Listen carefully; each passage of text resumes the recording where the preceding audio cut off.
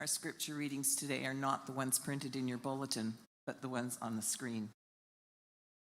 Starting with the reading from Mark 4, verses 35 to 41, in which Jesus stills a storm. On that day, when evening had come, he said to them, "Let us go across to the other side." And leaving the crowd behind, they took him with them in the boat, just as he was. Other boats were with him. A great windstorm arose, and the waves beat into the boat, so that the boat was already being swamped. But he was in the stern, asleep on a cushion. And they woke him up and said to him, "Teacher, do you not care that we are perishing?" He woke up and rebuked the wind and said to the sea, "Peace, be still." Then the wind ceased, and there was a dead calm. He said to them, "Why are you afraid? Have you still no faith?" And they were filled with great awe and said to one another, "Who then is this, that even the wind and the sea obey him?"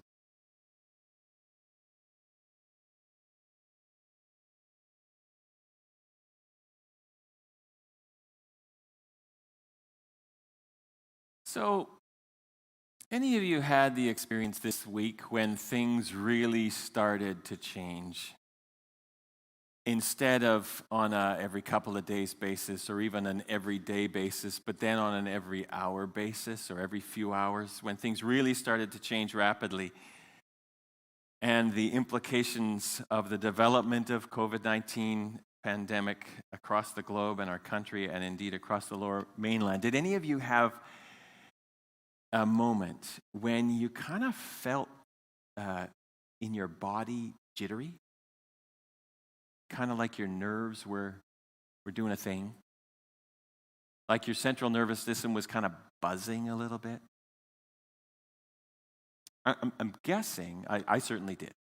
And I'm guessing that had something to do with, well, adrenaline. Probably something to do with cortisol, I'm told. But it's a bodily experience. Stress is a bodily experience. It happened to me more than once, and I thought to myself, okay, hang on. Just breathe. Just breathe and stay calm and ground yourself and give yourself a moment. Don't rush from one thing to another, but just pause. Let the Spirit do what the Spirit can do in your body and your mind and your emotions in the midst of things like this. I have a practice that I want to share with you as we begin this reflection time. I often do this when I'm heading into a tense situation or when I, just before events, or just when life gets a little overwhelming. So try this with me, will you? Put your feet flat on the ground as best you can, wherever you are. Let your hands rest comfortably, whatever is a comfortable resting place for your hands. Let your shoulders just kind of drop down a little bit. The shoulders tend to creep up when we're under stress. Let them drop a little bit and rest. Let your body relax and notice where there is any clenching and let it release for a moment. And now, notice that you're breathing. Listen to the breath as it comes in and out.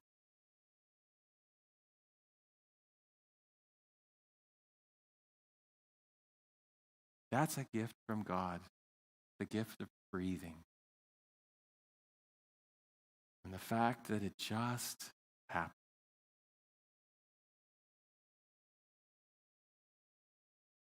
You don't have to make it happen, but you can notice it. Imagine that the breath carries with it calm. That that the breath you are breathing is healing, that it can find its way to a place within you that is worried or stressed or uneasy and relief.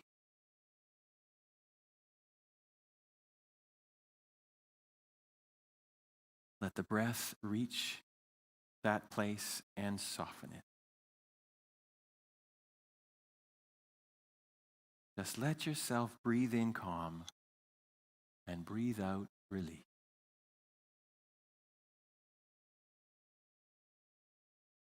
Spirit, lead us where our trust is without borders. Let us walk calmly upon the waters wherever you will call us. Take us deeper than our feet would ever wander, that our faith would be made stronger in your saving presence by your powerful Spirit. Amen.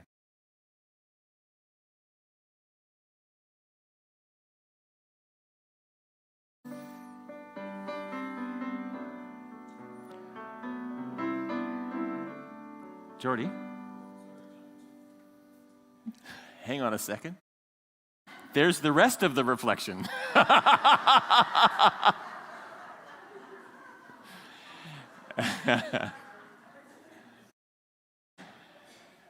So, you are here for just a time as this. You are prepared for just such a time as this. You have everything you need for just such a time as this. Thank you. I needed to get that off my chest. Because, as foundations shake, and though the daily updates bring news of predictably, but fearsomely, of a virus steamrolling over villages and towns and cities and so on, I know this to be true. You are made for just such a time as this. Don't get me wrong. I know it doesn't feel that way. At least not for me all the time.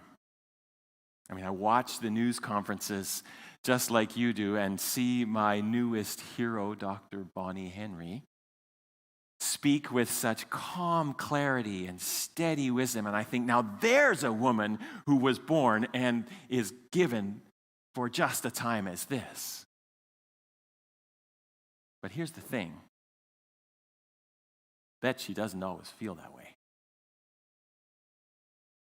And in your own way, in your own version, in your own life,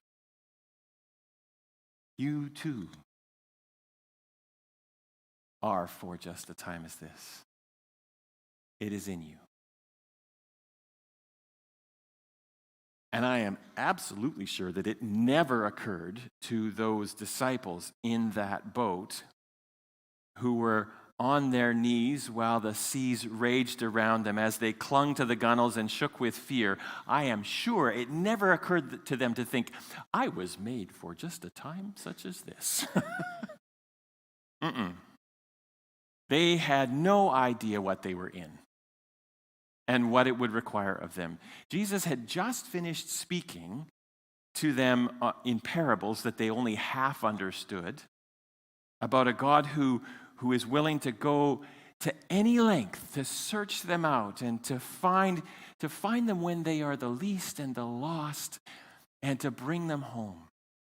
And they had seen him go head to head with the leaders who were more worried about their popularity and their hold on power than the care of the least and the lost. And they had seen him heal the sick. They had seen him release people from their paralysis. They had seen him set people free of the wild, fearful thoughts that trip them up on a daily, moment-by-moment basis, free them from the grips of their fearfulness. They'd seen all that, so they were pretty sure that he was made for such a time as this. But they had no idea what they were made of or what they were made for. And that's where we pick up the story. They find themselves out at sea. And the wind kicks up and they lose control. And where is he? He's sleeping. Sleeping in the back of the boat. Excuse me?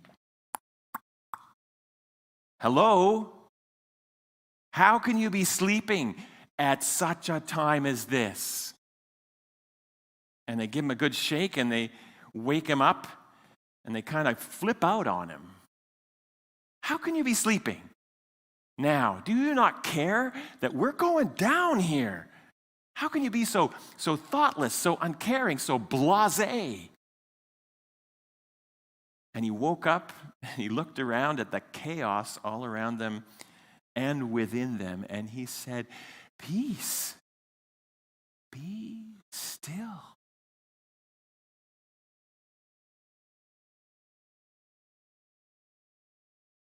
I can't help but wonder if that was not directed not only at the storm around them, but the storm within them.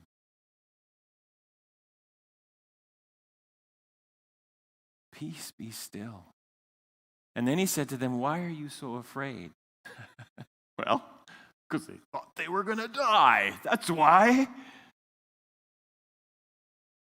But as he spoke in the midst of that storm with words and a manner that calmed the storm without and calmed the storm within, they were struck with awe. Here is someone who speaks in the midst of the storm, and somehow we access calm. Awesome. This is one of those stories that was remembered long after Jesus had been crucified and risen. And this is one of those stories that appears in 3 of the Gospels: Matthew, Luke, as well as Mark. Clearly, this is a story that they wanted us to remember. You see, the disciples may not have had the capacity to calm the storm at the time, either external or internal. But after Jesus was gone and they began to share their faith and the living presence of the Christ with others and take on the ministry of the justice and love of God that the gospel called them to, they realized that indeed it wasn't just Jesus who was made for such stormy times as this, but somehow by the Spirit, it made them possible to summon the resources in them. The calming presence was available, accessible to them. And eventually, they discovered that they too could be made and remade for just such a time as this.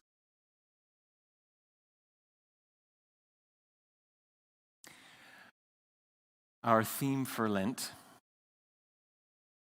this season, given the musical that was supposed to be launched this week, has been anything goes? Really? Navigating our way through changing, sometimes turbulent, sometimes frightening landscape. Be careful. Be careful what you ask for. I have never come up with a theme that has unfolded quite like this, I gotta say. Because these are some changeable, uncertain times and a changeable and uncertain landscape, don't you think? None of us could have seen this coming. So I'm gonna kind of pass off the blame. The whole worship committee thought this was a good theme, just to be clear. We had intended this week to explore the changing landscape of gender, sex, and sexuality. A very fine and worthy topic, especially since yesterday was Pi Day, where we are encouraged to be public and intentional and explicit about the radical welcome of and blessing of God that rests upon LGBTQ2S plus people and knits them into the fabric of the community in beautiful ways. Children of God, beloved, it's a marvelous thing to plan to celebrate, and we got to do more of that. And then the landscape changes. And the storm of COVID-19 blows up and fear rises. But the truth is, well, the landscape's going to change again.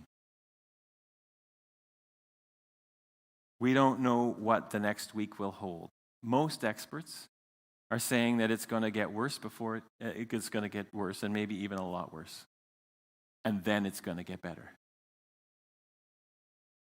But it is unpredictable. It does no one any good to panic, and makes no sense to ignore it. But somewhere in between there is the sweet spot. Remember that Rumi quote we have been going back to? Beyond the ideas of panic and apathy, there is a field. Let's go there. I will meet you there.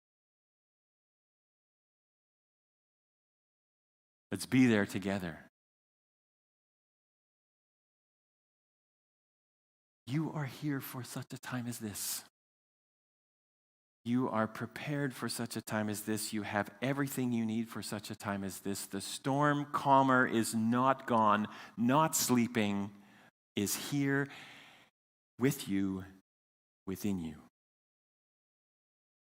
And the spiritual practices of prayer, of meditation, of breathing, like we did at the beginning, of selfless service, of generosity and sharing, of worship together, of giving. All these spiritual practices that we engage in week after week after week, they are our training for such a time as this. You know this. The practice of our faith made for such a time as this. The spirit of calm is as close as your own breath. By the grace of God, you got